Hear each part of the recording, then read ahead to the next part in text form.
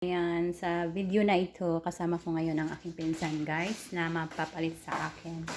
Ayan, si Aiza. Ang ganda mo dyan doon. Nagkape kami ngayon, tapos magtuturo na ako sa kanya ng mga gawain. May dala siyang ano to? Anong tawag ito? Biko lang to talaga, Day? Or Biko. wala siyang special na tawag. May biko siyang dala, guys. So, magkape kami sa umaga. Tapos magturo-turoan na kami ngayon ng trabaho dito. Pero at least nga, tinuturuan ko siya eh. Kasi ngayon bago ko dito sang, naku, kapa-kapa talaga ako sang. As in, alam mo yun? Kasi yung, wala pa kayo pinalitan rin. Wala, Day. Umalis na yung pinagtan ko. Sobrang dumi na dito sang. Naku, grabe. Sobrang dumi yung pumalit. So magkape muna kami, guys. Tikman natin yung ano ni Aiza, yung dala niya na dito. Ano siya? Lord God bless in Jesus name. Nagiging siya gref. Nigahe? Nigahe siguro ito pinatrabi na abot siya uman eh. Ano pa uman?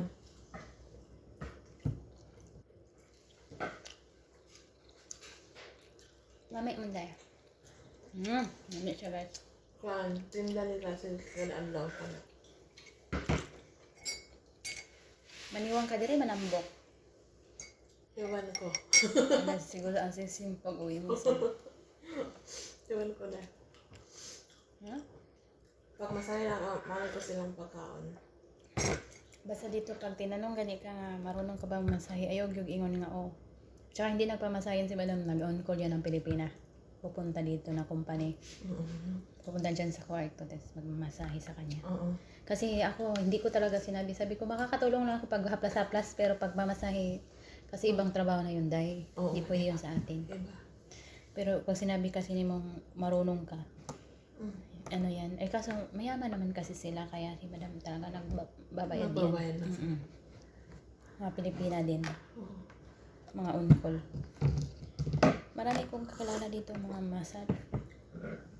Mga Pilipina. Pero galing sa atin ni Gross. Yeah. Galing sa Pilipino. Tagal kami nagising, guys. Imot-imot pa kami.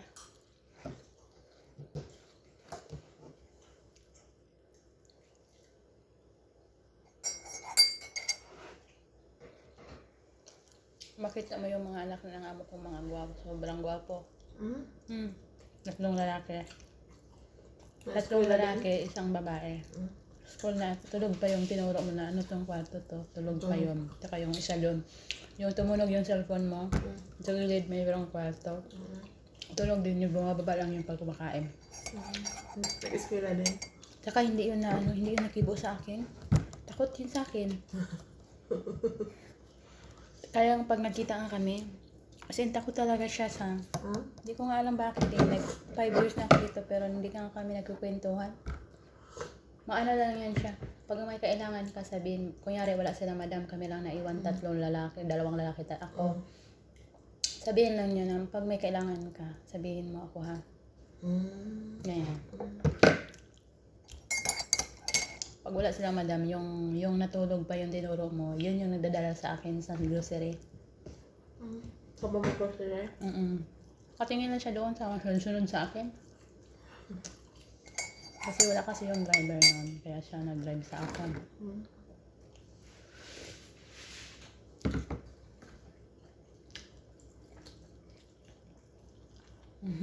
Masarap siya, guys. Shout out sa Pilipinas dyan. Si Aiza nandito naman. Safe na siya.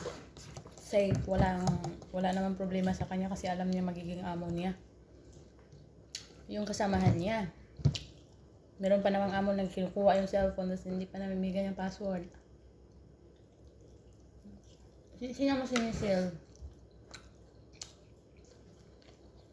Ngayon muna guys, kabisi kami.